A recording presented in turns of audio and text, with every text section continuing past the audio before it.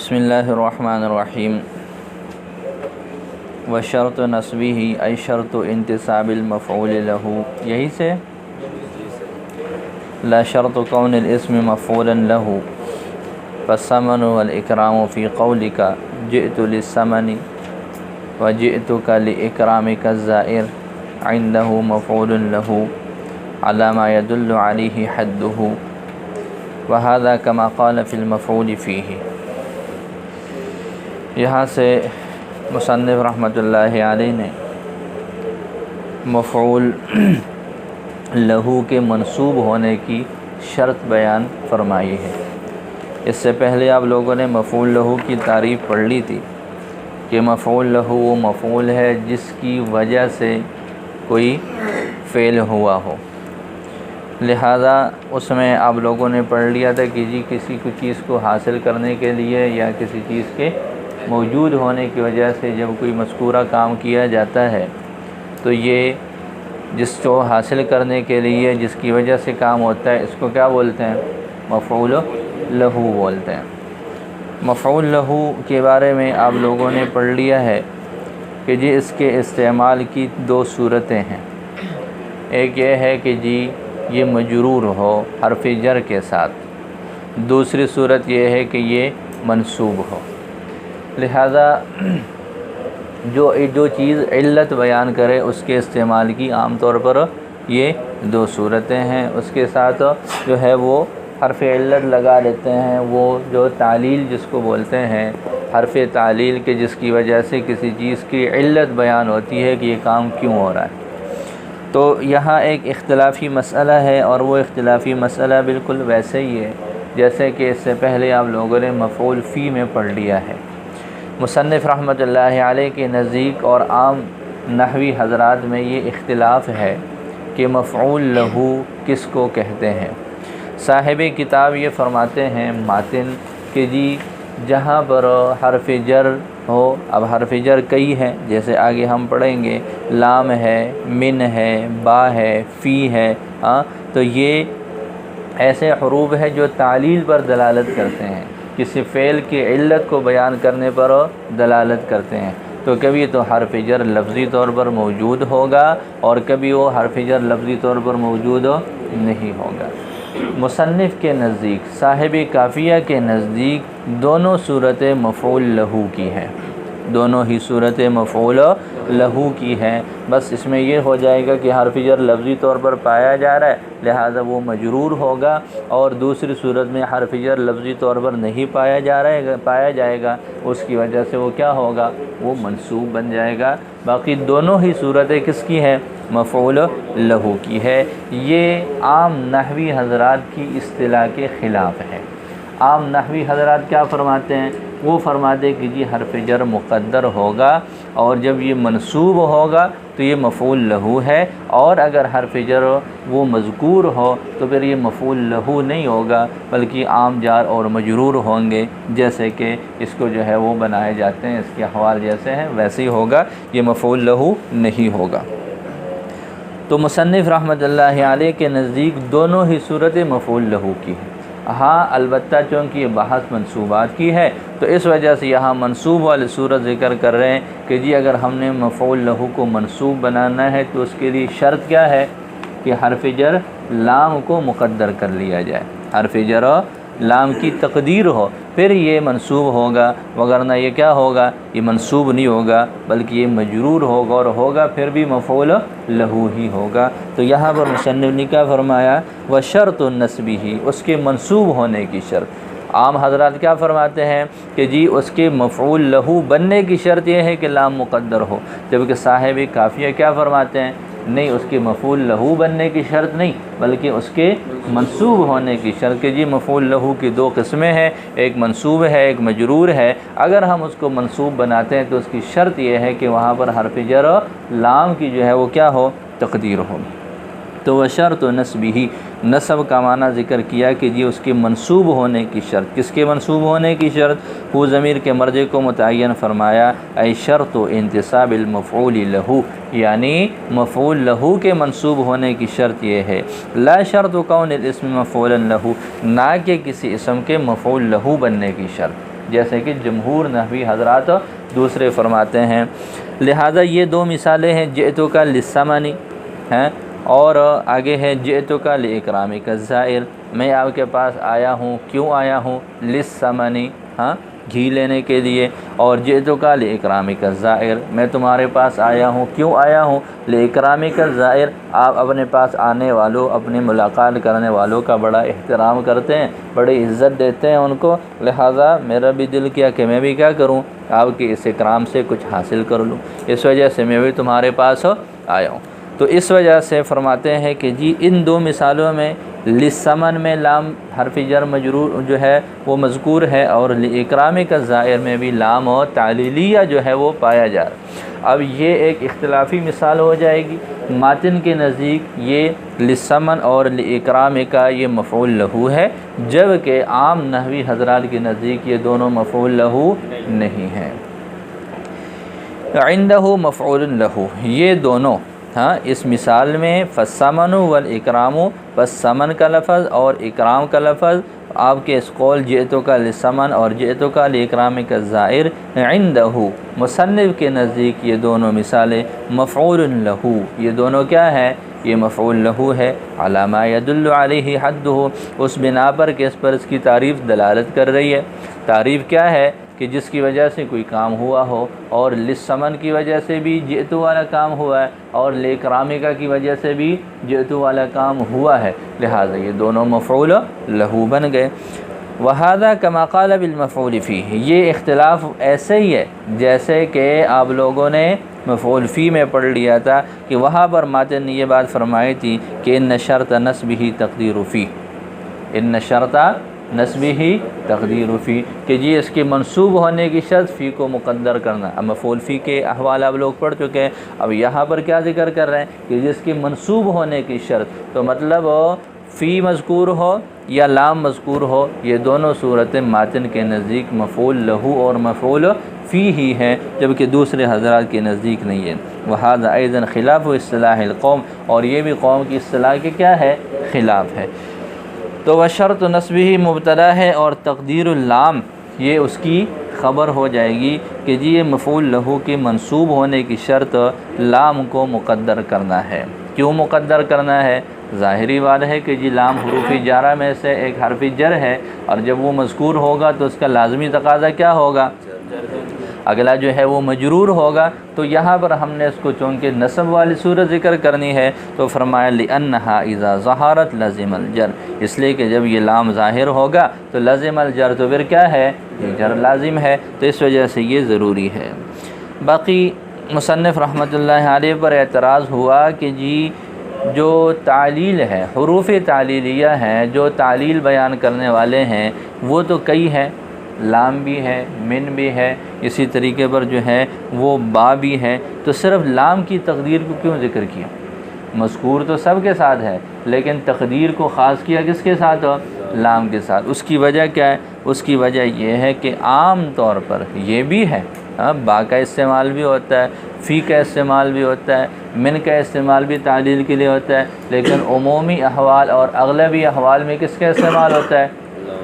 اور یہ مسئلہ آپ پڑھ چکے ہو کہ ہمیشہ مقدر جو کیا جاتا ہے وہ اسی کو کیا جاتا ہے جو معروف اور مشہور ہو، غیر معروف غیر مشہور کلمہ کو مقدر کبھی بھی نہیں کیا جاتا۔ اس سے پہلے بھی آپ لوگ پڑھ چکے ہو کہ جی افعال ناقصہ کا حذف بعض جگہ پر آپ لوگ پڑھ چکے ہو، تو وہاں پر بھی آپ کہتے ہیں کہ جی یہ افعال ناقصہ میں سے کیا ہو؟ جب کانا ہوگا، کیا ہوگا؟ جب کانا فعل ناقص ہوگا پھر اس کو حذف کریں گے، وگرنہ حذف نہیں کریں گے۔ وجہ کیا ہے کہ جی وہ معروف اور مشہور ہے، تو اگر ہم اس کو حذف بھی کر لیں تو اس کی طرف ذہن منتقل آسانی سے ہوگا۔ جس نے استعمال ہی ایک دو مرتبہ ہونا ہے اس کو بھی ہم کیا کر لیں، وہ سامنے سے ہٹا لیں، تو پھر اس کی طرف تو کسی کا ذہن ہی نہیں جائے گا۔ اس وجہ سے ان حروف میں سے لام چونکہ وہ اغلب استعمال ہے تو اس کی تقدیر ٹھیک ہے، باقیوں کی تقدیر نہیں ہو سکتی۔ وخص اللام بالذکر، لام کو خاص کیا ہے ذکر کے ساتھ، لِأَنَّهَا الْغَالِبُ فِي تَعْلِيلَاتِ الْأَفْعَالِ، اس لیے کہ یہی غالب ہے، اس لیے کہ یہی غالب ہے افعال کی تعلیلات میں، افعال کی علت بیان کرنے میں عام طور پر کس کا استعمال ہوتا ہے؟ لام کا۔ فَلَا يُقَدَّرُ غَيْرُهَا، لہذا اس کا غیر یہاں پر مقدر نہیں کیا جائے گا۔ من ہاں یہ من پہلا جارہ ہے، اگلا اس کا مجرور بن جائے گا من اول با، من میں سے یا با میں سے یا فی میں سے، مع انہا من دواخر المفعول لہ، باوجود اس کے کہ یہ جو حروف ہیں یہ بھی کیا ہیں، یہ بھی مفعول لہ پر داخل ہونے والے حروف میں سے ہیں۔ جیسے اب آگے مثالیں دے رہے ہیں، جیسے اللہ تعالیٰ کے یہ فرمان ہے خاشعا متصدعا من خشیت اللہ، ڈرنے والا گرنے والا، من خشیت اللہ کس کی وجہ سے، اللہ کے ڈر کی وجہ سے۔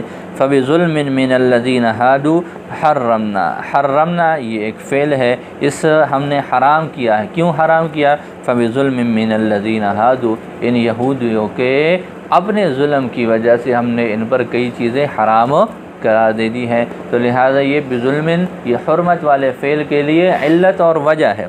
اسی طرح آگے اس مثال میں با کا استعمال ہے۔ تیسری مثال ہے ان امرأۃ دخلت النار فی حرۃ، کہ بے شک ایک عورت جو ہے وہ داخل ہوئی آگ میں کس وجہ سے، فی حرۃ ای لاجل الحرۃ، یعنی کس کی وجہ سے، ایک بلی کی وجہ سے۔ تو یہ فی بھی علت کو بیان کر رہا ہے، با بھی علت کو بیان کر رہا ہے، من بھی علت کو بیان کر رہا ہے۔ تو جب یہ مذکور ہوں تو پھر تو یہ تعلیل کے لیے ہوں گے، لیکن یہ ہے کہ ہم ان کو مقدر نہیں کر سکتے، اس لیے کہ یہ عام طور پر مستعمل ہونے والے الفاظ اور کلمات نہیں ہیں۔ یہاں تک بات سمجھ آ گئی؟ تو یہ ایک اختلافی مسئلہ ہو گیا کہ جی لام کو مقدر کرنا یہ مفعول لہو کی منصوب ہونے کی شرط ہے، مصنف کے نزدیک مفعول لہو بننے کی شرط نہیں ہے، جبکہ عام نحوی کیا فرماتے ہیں، لام کی تقدیر یہ مفعول لہو بننے کی شرط ہے، یہ اس کے لیے جو ہے یہ کوئی وہ دوسری قسم جو ہے وہ مفعول لہو کی نہیں ہے۔ ولما کان تقدیر اللام سے یہ پہلے متن کو دیکھ لیں، ولما کان تقدیر اللام یہ متن سے ایک اعتراض ہوتا تھا، اس کا جواب دیا ہے ولما کانا سے۔ متن کے اعتراض کو سمجھے، یہ دیکھیں وشرط نصبہ تقدیر اللام، لام کا مقدر کرنا اس کی منصوب ہونے کی شرط ہے۔ آگے ذکر کرتے ہیں کہ جی یہ شرط جو ہے یہ کہاں پر ہم حذف کریں گے، لام کو تو ہم مقدر کریں گے نا، اور پھر وہ منصوب ہوگا، لیکن ہر جگہ مقدر نہیں کیا جا سکتا لام کو، اس کے لیے بھی کچھ خاص شرطیں ہیں، لام کی تقدیر کے لیے بھی کیا ہے، خاص شرطیں۔ تو وَيَجُوزُ وَإِنَّمَا يَجُوزُ حَذْفُهَا اذا كان فعلا لفاعل الفعل المعلل به ومقارنا له في الوجود سے مصنف رحمۃ اللہ علیہ نے اس شرط کو بیان فرمایا جو اس کی تقدیر کے لیے ہے، اس کو حذف کرنے کے لیے جو شرط ہے۔ بات سمجھ آ گئی؟ لام کو مقدر کیا جائے گا، لیکن ایسے نہیں ہے جہاں مرضی مقدر کر لو، جہاں مرضی ذکر کر لو، بلکہ تقدیر کے لیے بھی ایک خاص صورت ہے، ایک خاص شرط ہے، آگے اسی شرط کا بیان ہے۔ ٹھیک ہو جائے گا؟ اب دیکھیں عبارت کیا ہے، وشرط نصبہ تقدیر اللام، اور اس کے منصوب ہونے کی شرط لام کو مقدر کرنا ہے۔ وَإِنَّمَا يَجُوزُ اور جی یہ تقدیر یہ لام کا حذف کرنا یہ جائز ہوتا ہے جب آگے یہ والی بات پائی جا رہی ہو۔ تو جب ایسے ایک بات کا ذکر ہو، یجوز حذفها ہے، تو حذفها سے مراد کیا ہے، لام کا مقدر کرنا۔ ایسا ہی ہے نا، یجوز سے کس بات کو ذکر کر رہے ہیں کہ جی آپ نے جس لام کو مقدر کرنے کی بات کی ہے یہ اس وقت جائز ہوگا جب یہ بات آگے یہ والی باتیں پائی جائیں۔ تو یجوزو کے اندر ضمیر ہونی چاہیے تھی جو تقدیر اللام کی طرف لوٹے، یہ حذفها کے لفظ کو ذکر کرنے کی کیا ضرورت تھی؟ بات سمجھ نہیں آئی ہے؟ صاحبی کافیہ ہیں، اختصار کے در پہ ہیں، مختصر سے مختصر الفاظ لانے میں بڑے معروف اور مشہور ہیں، بڑے پکے جو ہیں وہ عربی ہیں اور جو ہے وہ زبان عرب کو جاننے والے ہیں۔ تو یہاں پر تو اگر یوں ذکر کر لیتے کہ وَإِنَّمَا يَجُوزُ إِذَا كَانَ فِعْلًا کہ جی یہ لام کی تقدیر جائز ہے جب یہ بات پائی جائے، تو یہی بات کہنا مقصود ہے نا۔ تو یہ حذفها کے لفظ کو ذکر کرنے کی کیا ضرورت تھی؟ یجوزو کے اندر ضمیر وہ کافی ہو جاتی، وہ ضمیر لوٹتی کس کی طرف ہو؟ تقدیر اللام کی طرف۔ یہ یجوزو کے بعد حذفها کے لفظ کو لگانے کی کوئی ضرورت نہیں۔ بات سمجھ آ گئی؟ دوبارہ کہہ رہا ہوں کہ جی یہاں پر مصنف رحمۃ اللہ علیہ نے یجوزو کے بعد حذفھا کا جو لفظ لگایا ہے اس کے لگانے کی کوئی ضرورت نہیں ہے، اس لیے کہ یجوزو سے کہنا کیا چاہتے ہیں، پہلے بات ہوئی لام کو مقدر کرنے کی، اب آگے یہ بات کر رہے ہیں کہ جی لام کی تقدیر کہاں پر جائز ہوگی، کہاں پر ناجائز ہوگی، تو یجوزو کا جو تعلق ہے وہ تو لام کی تقدیر کے ساتھ ہے، تو پھر اس کے ساتھ حذفھا کے لفظ کو ظاہری طور پر ذکر کرنے کی کوئی ضرورت نہیں ہے۔ اس کا جواب دیا ہے وَلَمَّا كَانَ تَقْدِيرُ اللَّامِ عِبَارَةً عَنْ حَذْفِهَا سے۔ اعتراض کی سمجھ آ گئی بھائی ہیں؟ چلو بیٹھ جاؤ سارے نکمے۔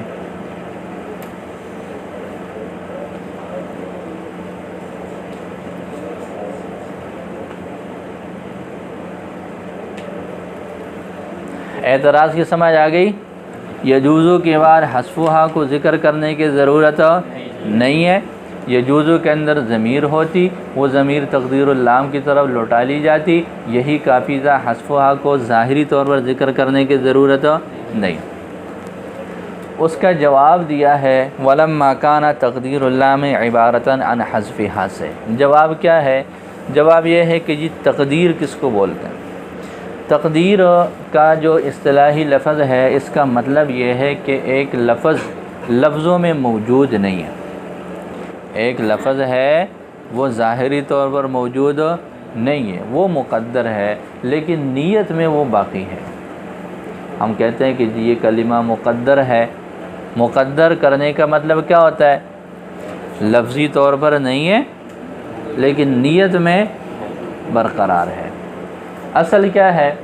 اصل یہ ہے کہ وہ موجود ہو، اصل کیا ہے؟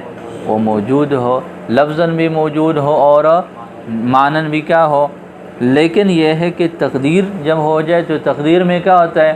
تقدیر میں یہ ہوتا ہے کہ جی وہ معنوی طور پر اس کا نیت میں جو ہے وہ چیز موجود ہوتی ہے، صرف لفظوں کے اندر وہ چیز کیا ہوتی ہے۔ اب آگے انما یجوزو سے اگر ہم یجوزو کی ضمیر تقدیر کے اندر میں نے بتایا کہ کتنی چیزیں ہیں؟ دو۔ تقدیر کتنی چیزوں کا نام ہے؟ دو چیزوں کا نام، لفظوں سے گرا دینا، نیت میں، یہ تقدیر ان دو چیزوں کے مجموعہ کا نام ہے، ٹھیک ہے۔ اگر یجوزو کی ضمیر لوٹاتے تقدیر اللام کی طرف، اگر یجوزو کی ضمیر کو لوٹاتے کس کی طرف ہو؟ تقدیر اللام کی طرف، تو اس ضمیر کا تعلق جب تقدیر سے ہوتا تو تقدیر کتنی چیزوں کا مجموعہ ہے؟ دو چیزوں کا، لفظوں سے گرانا، نیت میں باقی رکھنا، تو اب اس ضمیر کا تعلق بھی ان دو چیزوں سے ہو جانا تھا، اس ضمیر کا تعلق بھی ان دو چیزوں سے ہونا تھا۔ اب اس کا مطلب یہ ہوتا کہ جی آگے آنے والی جو شرط ہے، آگے آنے والی جو شرط ہے، یہ شرط نیت میں باقی رکھنے کے لیے بھی ہے اور لفظوں سے گرانے کے لیے بھی ہے، جبکہ ایسے نہیں ہے، جبکہ ایسے نہیں ہے۔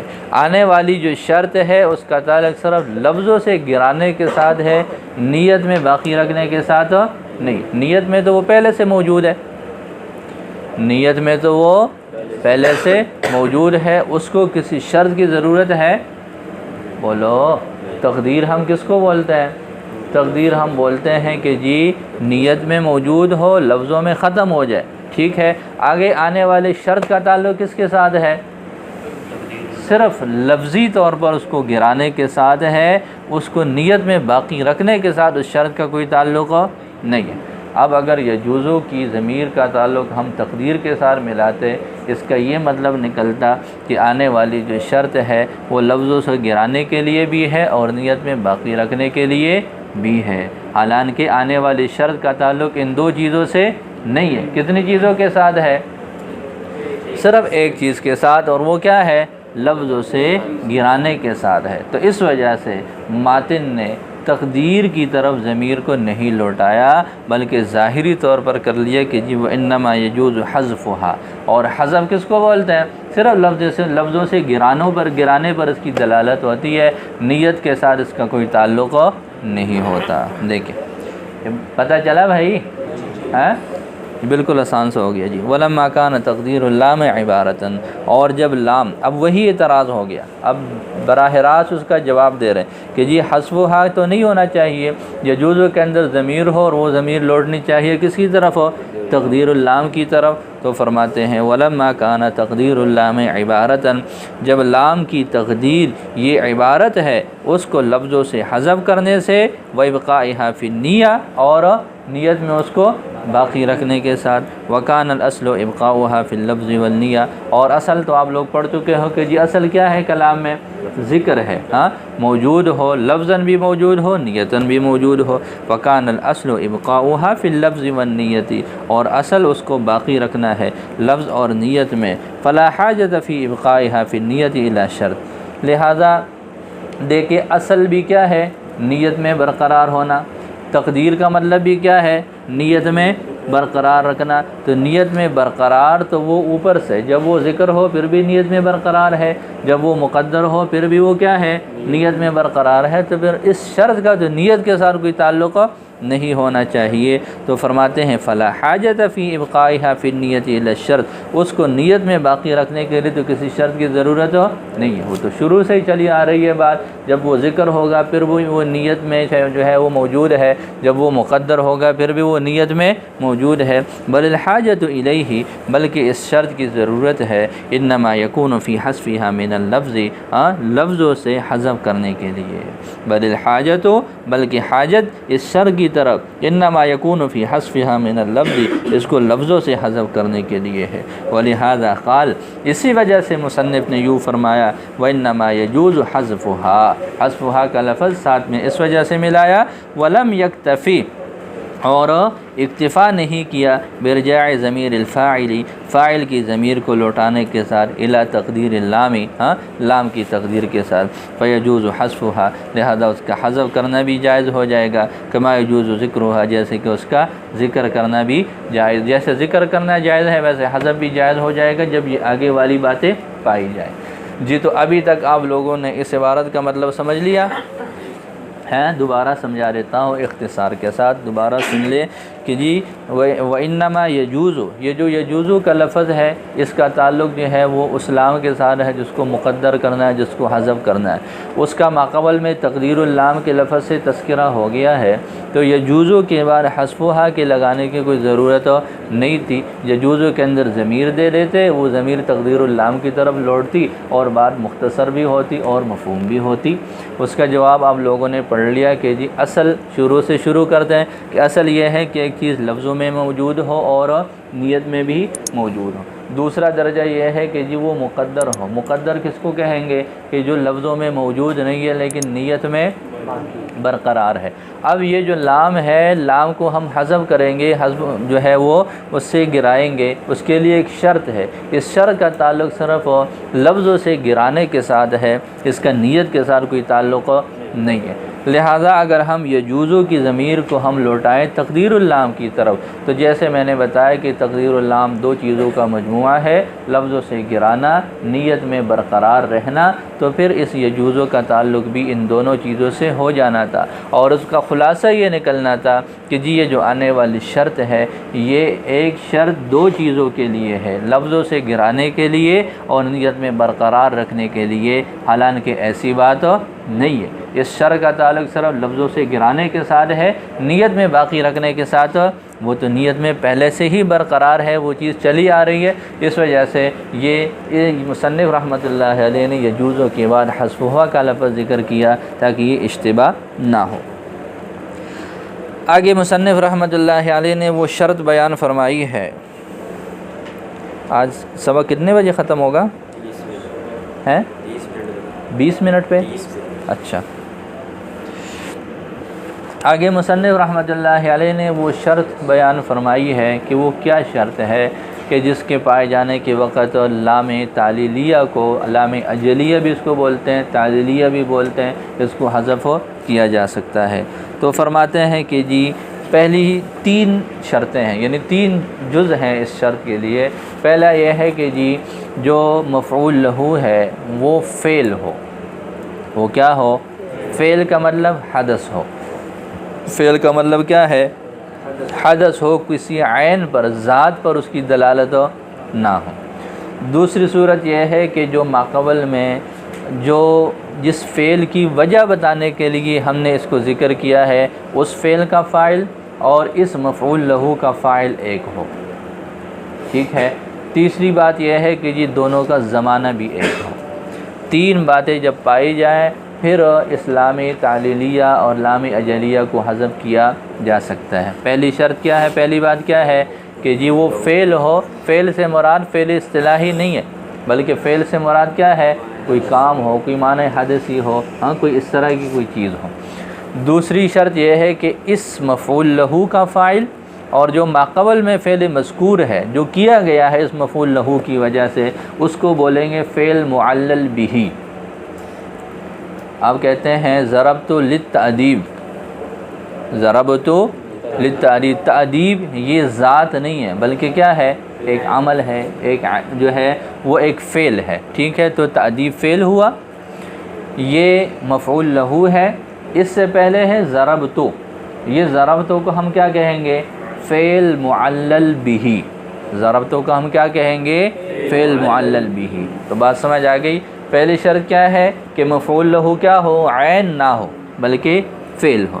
دوسری شرط کیا ہے کہ جی فعل معلل بہ اور اس مفعول لہو کا فاعل ایک ہو۔ جیسے اس مثال میں دیکھ لے، ضربت للتأدیبی، مارا کس نے؟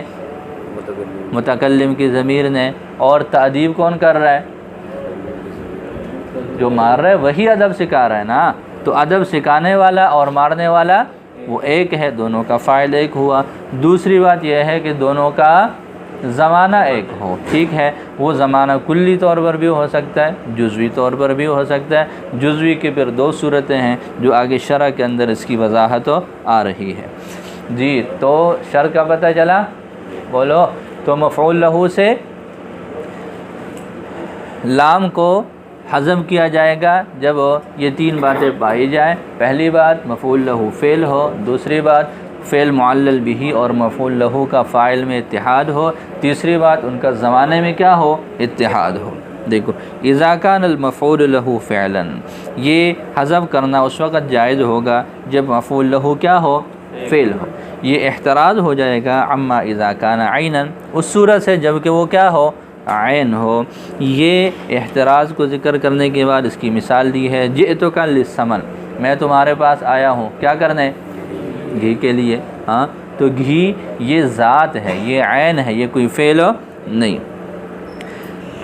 اذا کان فعلا، جب وہ فعل ہو، لفاعل الفعل المعلل بہ، فعل معلل بہ کے فاعل کا، جب مفعول لہو فعل ہو، فعل معلل بہ کے فاعل کا، یعنی جو فعل معلل بہ کا فاعل ہے وہی اس کا فاعل ہو۔ اس کا خلاصہ آگے ذکر کیا، ای اتحد فاعلہ و فاعل عاملہ، یعنی مفعول لہو کا فاعل اور جو ماقبل میں اس کا عامل ہے، جو فعل مذکور ہے، اس کا فاعل جو ہے وہ دونوں ایک ہو۔ یہ احتراز ہے، احترازی قید ہے، اما اذا کان فعلا لغیرہ، اس صورت سے جب وہ فعل ہو کسی اور کے لیے، اس کا فاعل کوئی اور ہے اور اس کا فاعل کوئی اور ہے۔ جیسے جئتک لمجیئک ایایا، جئتک، جئتک کا فاعل کون ہے؟ متکلم، اور لمجیئک ایایا میں فاعل کون ہے؟ مجیء کا فاعل کاف ضمیر ہے، مجیء کا فاعل مخاطب ہے، تو جئتو کا فاعل متکلم اور جو ہے وہ لمجیئک کا فاعل کیا ہے؟ مفعول لہو کا فاعل وہ مخاطب ہے۔ اس وجہ سے دونوں کے فاعل کا اتحاد نہ رہا، تو لام کو یہاں پر حذف کیا جا سکتا ہے؟ بولو۔ تیسری بات یہ ہے کہ وہ مقارنا لہو، لہو کے ہو ضمیر کا مرجع للفعل المذکور، کہ جی یہ جو مفعول لہو ہے یہ اس فعل مذکور کا کیا ہو؟ مقارن ہو، فی الوجود، کس میں؟ وجود میں۔ وجود میں مقارن ہونے کا کیا مطلب ہے؟ بأن یتحد زمان وجودہما، دونوں کے زمانے کے، دونوں کے وجود کا زمانہ کیا ہو؟ وہ ایک ہو، اس میں اتحاد ہو۔ جیسے ضربتہ تأدیباً، ضربتہ تأدیباً، جتنی دیر میں ضرب ہو رہی ہے اتنی ہی دیر میں تأدیب بھی چل رہی ہے۔ ایسے ہی ہے نا، جس وقت میں ضرب ہے اسی وقت میں ساتھ ساتھ تأدیب بھی ہے، تو دونوں کا زمانہ ایک تو برابر ہے، اور دونوں کا زمانہ جو ہے وہ کیا ہے، اس میں اتحاد ہے، اس میں جو ہے وہ صرف ایک اعتباری فرق ہو سکتا ہے کہ جی ایسے اعتبار سے کہ وہ تأدیب ہے وہ الگ ہے، ایسے اعتبار سے کہ وہ کیا ہے، وہ ضرب ہے وہ الگ ہے، لیکن واقع کے اعتبار سے دونوں ایک ہیں۔ 8 سے لے کر 8:30 تک اس کی جو ہے وہ کیا ہوئی، اس کی تأدیب ہوئی، اس کو سزا ملی۔ تو یہ آدھا گھنٹہ 8 سے لے کر 8:30 تک کا جو دورانیہ ہے، یہ کیا ہے، یہ وقت ضرب بھی ہے، یہ وقت تأدیب بھی ہے، تو اس میں ذاتی اعتبار سے کوئی فرق نہیں ہے۔ تو فرماتے ہیں اس زمان الضرب و تأدیب واحد، اس مثال میں ضرب کا زمانہ اور تأدیب کا زمانہ ایک ہے، اذ لا مغایرۃ بینہما، اس لیے کہ دونوں میں کوئی مغایرت نہیں ہے، الا بالاعتبار، مگر کیا ہے، اعتباری فرق ہے کہ جی آپ حیثیت تبدیل کر لے کہ جی 8:30 میں جو ہے 8 تک اس کی اس حیثیت سے کہ یہ تأدیب ہو رہی ہے یہ ایک الگ ہو جائے گا، اور اس حیثیت سے کہ اس کو مارا جا رہا ہے وہ الگ، لیکن ذات کے اعتبار سے کوئی فرق دونوں میں نہیں ہے۔ او یکون زمان وجود احدہم، دوسری صورت یہ ہے کہ کلی طور پر نہ ہو بلکہ جزوی طور پر ہو۔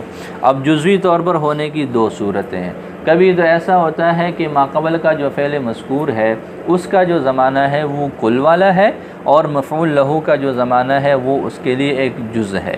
دوسری صورت یہ ہے کہ جی یہ جو مفعول لہو کا زمانہ ہے یہ کل ہو، اور جو ماقبل کا فعل مذکور ہو اس کا زمانہ اس کا جز ہو، یہ جانبین سے دونوں صورتیں ہو سکتی ہیں۔ او یکون زمان وجود، اب آگے مثالوں سے بات سمجھ آ جائے گی۔ او یکون زمان وجود احدہما، یا ان میں سے کسی ایک کے وجود کا زمانہ بعضاً، وہ بعض حصہ ہو، من زمان وجود الآخر، دوسرے کے وجود کے زمانے سے۔ جیسے دیکھیں قعدت عن الحرب جبنا، قعدت عن الحرب، ایک آدمی کی طبیعت میں بزدلی ہے، وہ بزدل ہے تو مستقل طور پر بزدل ہے، پوری زندگی وہ بزدل رہا، درمیان میں اس کی زندگی میں لڑائی کا وقت آ گیا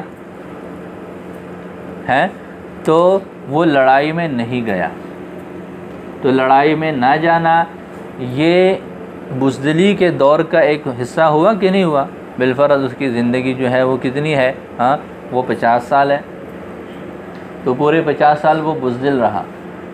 ایسے ہی ہے، لڑائی کا وقت آ گیا تو وہ تو کتنا ایک وقت ہوگا، درمیان میں 1-2 دن ہوں گے یا ہفتہ ہو جائے گا، تو یہ ہفتہ یہ جو کام اس نے کیا یعنی لڑائی میں نہ جانا، یہ جبن کا جو زمانہ ہے اس کا کیا بن گیا، ایک جز بن گیا۔ دیکھیں جیسے قعدت عن الحرب جبنا فإن زمان الفعل، یعنی فعل کا، بس بے شک فعل کا زمانہ، اعنی القعود عن الحرب، یعنی لڑائی سے بیٹھنا، لڑائی میں نہ جانا، بعض زمان المفعول لہو، یہ مفعول لہو یعنی جبن کے زمانے کا ایک حصہ ہے، اس کا بعض ہے۔ اسی طرح آگے مثال دی ہے شہدت الحرب ایقاعا للصلح بین الفریقین، لڑائی چل رہی ہے، ایک آدمی کہتے ہیں کہ جی میں لڑائی میں شریک ہوتا ہوں، ٹھیک ہے، لڑائی میں شرکت وہ کیوں کر رہا ہے، ایقاعا للصلح بین الفریقین، دونوں فریقین کے درمیان صلح کرنے کے لیے۔ اب ظاہر ہے صلح کرنے کے لیے تو ایک مخصوص وقت ہوگا، وہ لڑائی لڑ رہے ہیں مستقل، ٹھیک ہے، تو ان سے بات چیت کرنی ہے، ان کے درمیان معاملات طے کرنے ہیں، تو یہ لڑائی پورا دورانیہ ہے، اس میں صلح کے لیے اس کی جو کوشش ہوگی وہ بعض وقت کے اندر ہوگی۔ اس وجہ سے یہاں پر بھی وہ کل اور بعض کی حیثیت اس طرح سے ہے کہ شہدت الحرب یہ کیا ہو جائے گا، یہ کل ہے، ایقاعا للصلح بین الفریقین یہ اس کل کا ایک جز ہو جائے گا۔ فإن زمان المفعول لہو، پس بے شک مفعول لہو کا زمانہ، اعنی ایقاع الصلح، یعنی میں مراد لے رہا ہوں صلح کو واقع کرنا، بعض زمان الفعل، یہ فعل کے زمانے کا کیا ہے، یعنی شہود الحرب کا بعض حصہ ہے۔ لہٰذا اب یہ ایک اور قید ہوگی کہ جی فعل معلل بہی کا زمانہ اور مفعول لہو کا زمانہ کیا ہونا چاہیے، ایک ہونا چاہیے، کلی طور پر یا جزوی طور پر۔ اس سے احتراز ہو جائے گی ان صورتوں سے جہاں پر نہ کلی طور پر اتفاق ہے نہ ہی جزوی طور پر، لہذا واحترز بذلک القید، اس سے احتراز ہو جائے گا عما ان صورتوں سے اذا لم یکن مقارنا لہ فی الوجود، جب جو اس کے لیے وجود میں کوئی کسی طرح کا مقارن نہ ہو، جیسے اکرمتک الیوم لبعدی بذالک امس، آج میں نے آپ کا اکرام کیا، آج آپ کو عزت دی، کیوں؟ لوعدک بذالک امس، کل اس کا وعدہ کرنے کی وجہ سے، کل آپ سے وعدہ کیا تھا کہ جی ہفتے کو میں سنوں گا، کل وعدہ کیا تھا کہ جی ہفتے کو درمیان میں آ گئی لکھائی، اب اس لکھائی کی وجہ سے کیا ہو گیا؟ اب ایک ناغہ اور ہو گیا، آج سنتا تو آپ لوگوں نے سنانا نہیں تھا، تو پھر آج کا بھی ناغہ ہو جانا تھا، اس وجہ سے کل وعدہ ہو گیا تھا اور آج کیا ہو گیا؟ آج اس پر عمل۔ تو دونوں مذکور فعل مذکور کا زمانہ اور مفعول لہو کا زمانہ کیا ہے؟ یہ الگ ہو جائے گا۔ تو اکرمتک الیوم، آج میں نے تم لوگوں کا اکرام کیا، آج میں نے تم لوگوں سے سبق نہیں سنا، لوعدی بذالک امس، کل کے ناغے کی وجہ سے، کل چونکہ ناغہ ہوا تھا تو یہ لغیابی امس، اسی مثال کو فٹ کر لے، لغیابی امس ہو جائے گا، کل ناغہ ہوا، آج آپ کو اس کی وجہ سے چوٹ مل گئی، تو اکرمتک الیوم، آج آپ لوگوں کا اکرام کیا، لوعدی بذالک امس۔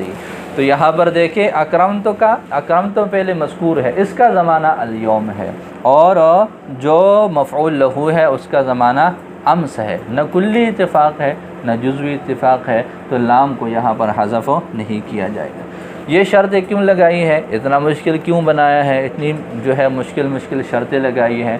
تو کہتے ہیں کہ جی شرطیں اس وجہ سے لگائی ہے تاکہ ہم اس مفعول لہو کو مشابہ بنا دے مفعول مطلق کے۔ کس کے بنا دے؟ اس کو مشابہ بنا دے کس کے ساتھ ہو؟